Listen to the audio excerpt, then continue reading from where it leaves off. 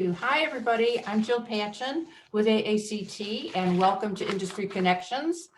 Today we have Bob Caniglia with us, and Bob has just a plethora of equipment that can change everything for you if you are into live streaming. I'm not a technical person, but before we got started, he showed a couple of things that he's able to do, and so even for folks who aren't familiar, you're going to learn something new. I hope you'll enjoy this and post your questions. If things come up, use the Q&A section. We'll pass them along to Bob. And Bob, I'll turn it over to you for now. All right. Well, first of all, thanks everybody for joining us today.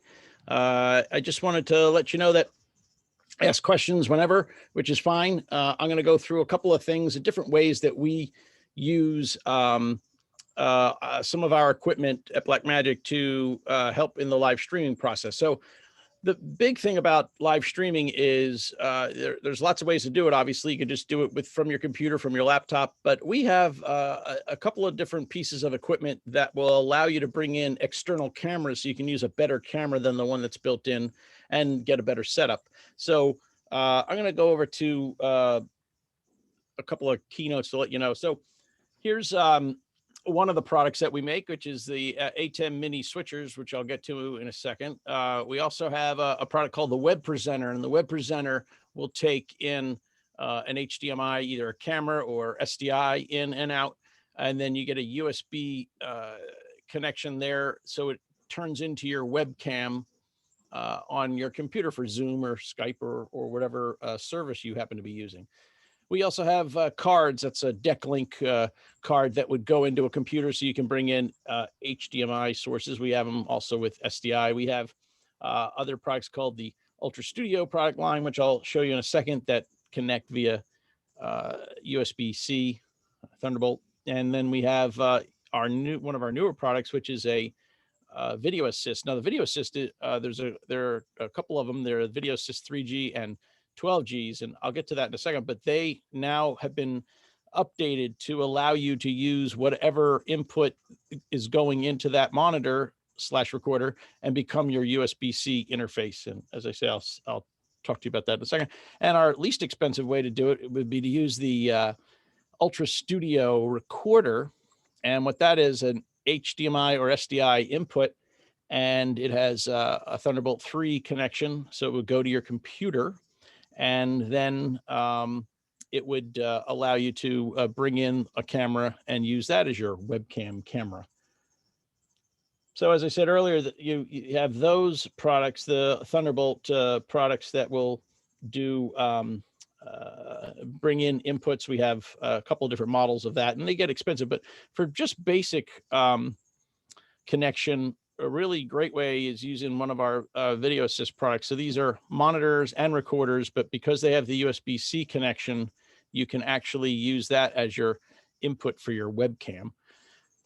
And here we show one of our cameras plugged into the Video Assist, and then that Video Assist output, the USB-C, you can see the little, let me see if I can, yeah, you can see the little cord coming out of the bottom of that monitor that goes into the laptop, and then it becomes the input. So it becomes your live camera.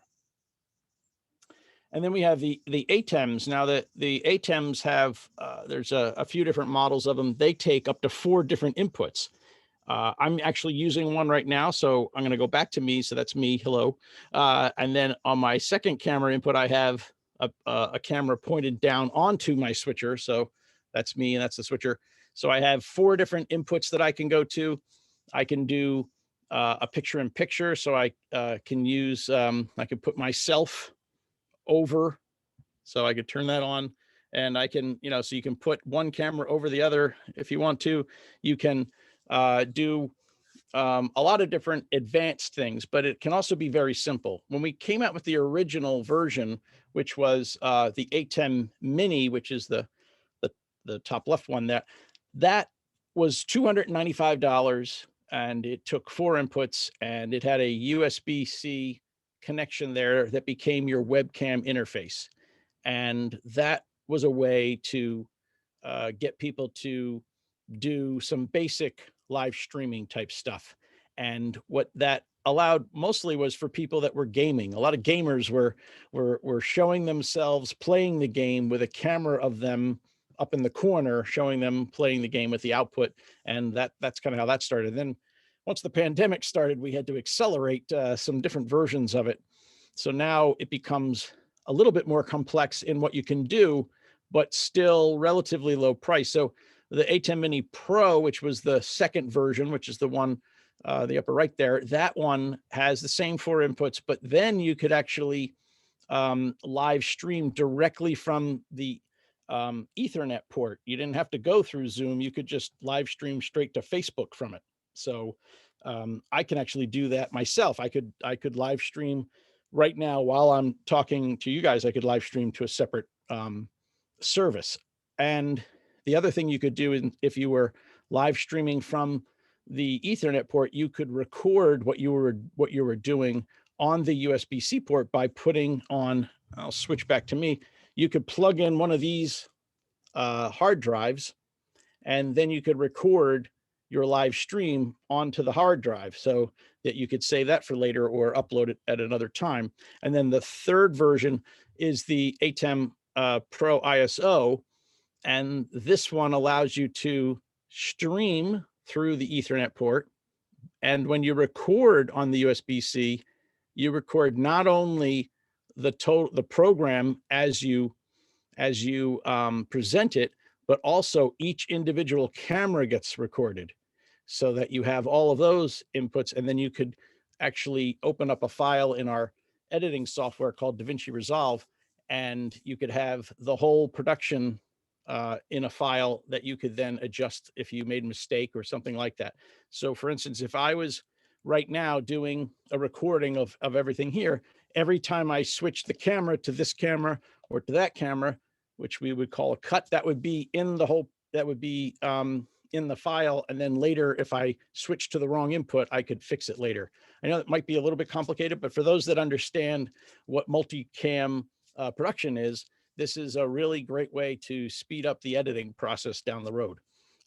So just going back to that. So we have those 3 models. And as I said, the A10 Mini is $295. The Pro is $595. And then the Pro ISO is $895.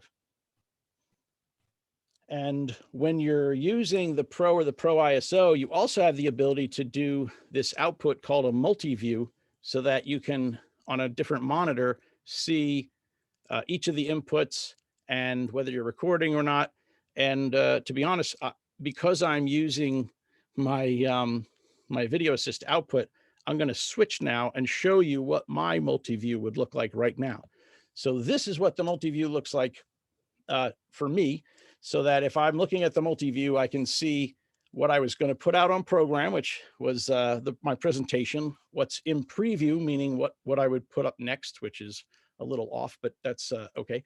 But it has so I only have 3 cameras. Camera 3, I'm not doing anything with today, but camera 1, camera 2, it says camera 3, but it's really just the output of my other laptop. And then I have the media player, which has a picture of my family room. So you're learning all my secrets here. So I'm doing that chroma key, a picture of my family room. But then when I do this, I'll go back to full screen. Then what I'm doing is what they call a chroma key. So if you're familiar with Zoom, Zoom allows you to do that too. So you can put you over a background, and they look a lot better if you use a green screen behind you. Now the key on Zoom, sometimes depending on what you're doing, if you start to move your head, you lose your head. But if you're using the ATEM, you can set it up so it can actually look pretty real. Most times, because I defocused or put the background out of focus, a little blurry there. A lot of times when I do this, people don't even know that I'm using a green screen, but I clearly am. So just so you see all the secrets there. So go back to here. So that is some of the more advanced workflow where you get, and this is for people that are more familiar with all of these multi-camera productions, but at a price point that is significantly less than what it used to be. A switcher like this right there, they didn't even have that capability when I was in college, but I was waiting for a brand new switcher my senior year of college. We got it approved. $75,000 was the cost of it. It didn't even do what our $295 system does. And when I got back, they said that the budget was revoked because they put in a swimming pool. So there you go. The other thing that we can do is if you're doing a broadcast, say in one location, and you want to be able to show it to an audience in another location, we have a thing called the ATEM streaming bridge. I like to call it the ATEM streaming receiver. So what that does is if you have one of our versions, the Pro or the Pro ISO, and you're doing a broadcast or a live show like we're doing right now, and I wanted this feed to then go somewhere else, whether it was in the same building over Ethernet or across the world over Ethernet. What I would do then is by hitting, so actually I'll do it right now. So if I go to this button here and I hit on air, what that's doing now is it's streaming live to my ATEM streaming bridge, and that box could be anywhere. So then I could get that that output and put it up on a monitor, or put it onto Facebook, or do whatever I need to do in a different part of the world or a different part of the building, or things like that. So a lot of churches use this type of ability. If they have crying rooms or other rooms in the building that they want to send the service to live, they can use one of these boxes, and they're able to do that. You know, that box is $265, so it's not a huge amount of money to be able to get that kind of extra capability to show your live streams. And then when we announced some of these newer products, we also added the ability to control our pocket cinema cameras, and we have pocket cinema cameras that start at $1,295. Their original intention for those cameras is for cinematic type work, shoot commercials or television shows or movies or that kind of thing. But now we're able to use them as live cameras. I use one myself, but now with this new update to the software, we're actually able to control them. So you can, if you have the right kind of lens, you can do zoom and focus and those kind of things. So that really stepped up the game, if you will, for what you're able to do. And so we did an update to our cameras. We even lowered the price of our Pocket 6K camera. That was $2,500. Now it's $1,995, and the Pocket 4K camera is $1,295. Then you have to buy the lenses. And then when you get really advanced, you can use these control surfaces to control all the switchers, but that's probably a little bit advanced for what we're trying to talk about today, but it just shows the process of us going from a $295 switcher all the way up to some of our larger ones. And the software interface is all the same. You just get different buttons activated at the higher end. Now, one of the things I always tell anybody, if you're a Blackmagic customer currently, always follow us on Twitter, because we have announcements for new software upgrades all the time, and the software updates and the upgrades are almost weekly. So if you follow us on Twitter at Blackmagic_news, you can get all those things. So I'm going to go back here. I see that we already have some questions. So let's see if we can fire off some of those right away. All righty. From John, we've got, can one put text or graphics on top of myself? For example, a title. Yes. So you can do that. Whoops. There's a couple different ways. You would need what we call a downstream key. So let me show you something here if I can. Let's go to. So let me go back to this camera. So this is the software here, and I can actually go into my keyer, and I'm going to go down, and so the downstream key is set. I just have to throw something good in there, like I think I have a lower third somewhere. Let me see what I have in the media pool. Yeah, we have a media pool in here.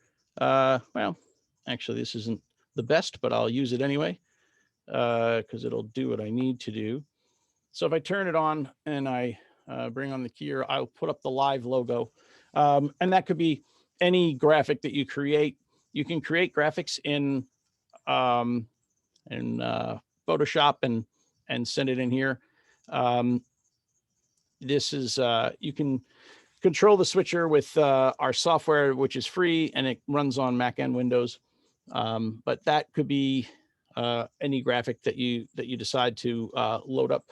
And as I say, you can create. We have templates that come with the software, so we can do those. So hopefully that answered that question. Okay, and I think that also answered that this view is using your PC to control the switcher, and you just kind of addressed that one. Yes. Can audio, for example, a sound effect be added?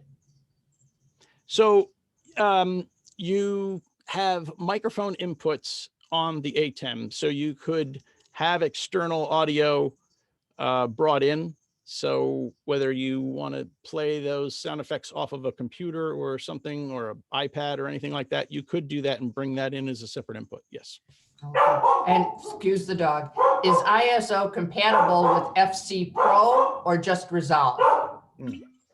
So the project on the ISO will open up in Resolve, but you could export that as a Final Cut Pro project if you wish.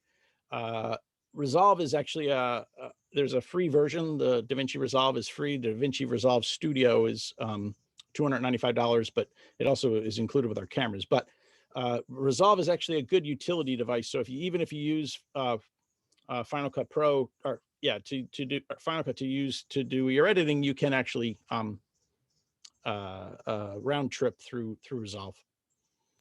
Okay, and then any suggestions on streaming services or platforms that you're happy with? Not really. I don't know that there's anything specific that I would recommend. I know mostly people are using, Facebook and YouTube, and there's a bunch of different ones, but we're pretty agnostic when it comes to all of that. Anything else? Let's see. That's all I've got at the moment. There might be more coming in shortly. I have a question. Okay. For current owners of a Mini, is there a program to upgrade to a Mini Pro? No, there's there's no way to do that. It's a physical hardware difference. So no. Okay, here's a request. Can you please talk through the process of recording a session with 6 actors streaming from their homes, a la Zoom, and I'm using a BMD device at home to switch between them and recording the session for later streaming? All right. So that's going to need a lot of different things. So some of which Blackmagic doesn't make, because you're going to need to be able to, that it's a little complex because it depends on what they're using. So you would need multiple computers or something, because you have to be able to get their stream to your house first. So if they don't have any Blackmagic, if everybody had a Blackmagic ATEM Mini Pro, they could stream to a streaming to one of our boxes, the ATEM streaming bridge, and then you could turn that back into and do some isolated recordings and whatnot. But first of all, 6 actors is high because there's only 4 inputs on the minis, so you could use one of the other Blackmagic switchers, but there's no real magic answer to that question, because of it would depend on what they have. But if you just think of it as they only have laptops and you need to get that signal out to one location, then you're going to need you're going to need a lot of different things to be able to do that.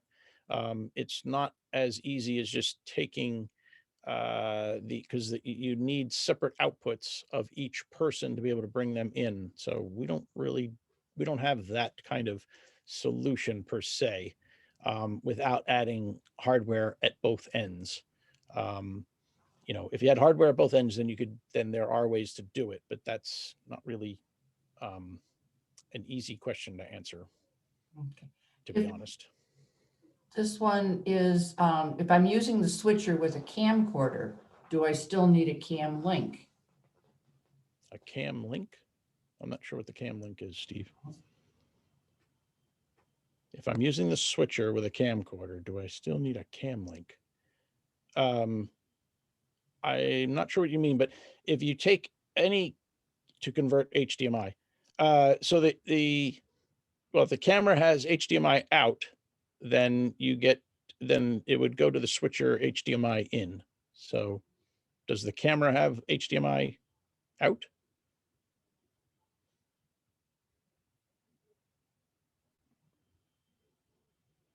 So whatever camera you have would need HDMI out to get in to the switcher.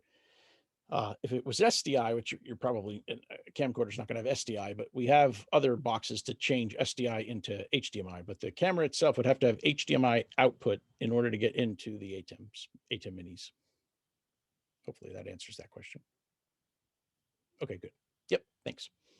All right. So let me see. Do we have any other questions? Any topics anybody wants to answer? Talk about. So we're watching for them. And if anybody wants to okay. unmute their mic, they can do that too and say something. Sure. So anyway, the idea though is that there are simple ways to improve your even just Zoom Zoom calls. I was talking earlier about how I like to, to dampen the sound, I put towels down on my desk or put a coat behind my computer that I'm talking to make myself sound better. In the theater world or in the live performance space, what we're seeing a lot of now is people that are using the ATEM Mini and a couple of cameras and streaming live with a couple of different camera angles.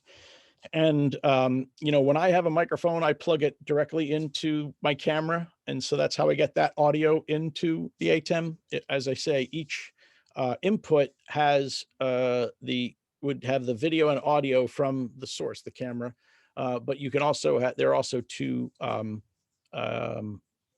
mini jacks that you can bring audio in as well. And then on the camera, on the switcher itself, this would turn my audio on and off, but I could also turn on or off any of the inputs by hitting on and off. And then there's a thing called AFV, which stands for audio follow video. And what that's for is if I switch to, say, my computer and I have audio on there that I want to play only when I put that camera or input on, then it would do that. And if I could leave my microphone on, but if I put it,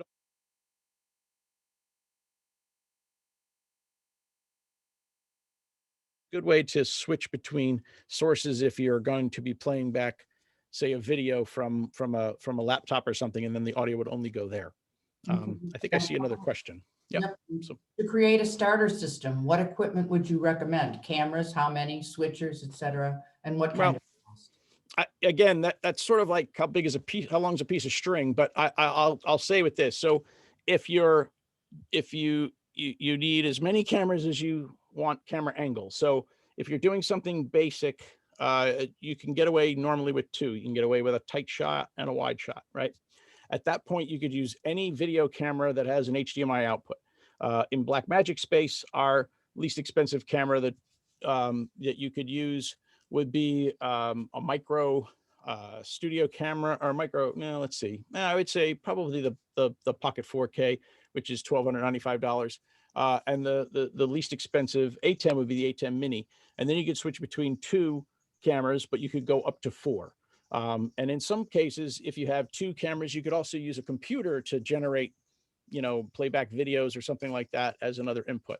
So that would be the way, that would be the basic line there. So it's really, how many different camera angles do you want? And again, as I say, there are cameras that people have at home that have HDMI outputs that could be used to get you started. Yeah, the $295 ATEM Mini is the least expensive way to get going for that. With multiple mics and other audios, will a separate audio mixer be required? So yeah, so there's actually, let me go back to this. Let me show you. So if I go back to here on the audio side, we can, that's our audio mixer that's built in, and that has EQs. It has all kinds of things, but what it has is I have inputs from all four inputs. So, and then I have the two mic inputs, but, and you can mix in the software, obviously, but you can also just do all the mixing externally and then bring it into the mic input, because that's mic or line. And it also has the ability to add delay. So if I'm clicking on the wrong thing. If I click on here, I can add delay. I can add delay up to six frames of delay, which is plenty. So on those inputs, I can actually add delay. That's probably the best way to do it if you have a system already in house, because a lot of people already have that. So they have their audio in house. So they could just bring the audio in that way. So it's mixed externally and then brought into the ATEM. Okay, Julie just wants to confirm, the ISO Pro is the only device that each camera is recorded separately and editable in a post. Correct. So the ATEM Mini Pro, you could get a recording of the whole program, but not the isolated recording. The ISO stands for isolated recording. So yes, that is the one that does that. Okay, and does the ATEM allow for smooth transitions or just jump cuts? Oh no, you can do, I actually, oops, let me go back to there. So I have the ability to do several different types of transitions. I have, I can do a mix. Hello. I can do a wipe. I have, that's a, so there's lots of different transitions that you can do. Cuts are obviously the easiest one. And then in the software side, it shows you, well, let me close that out.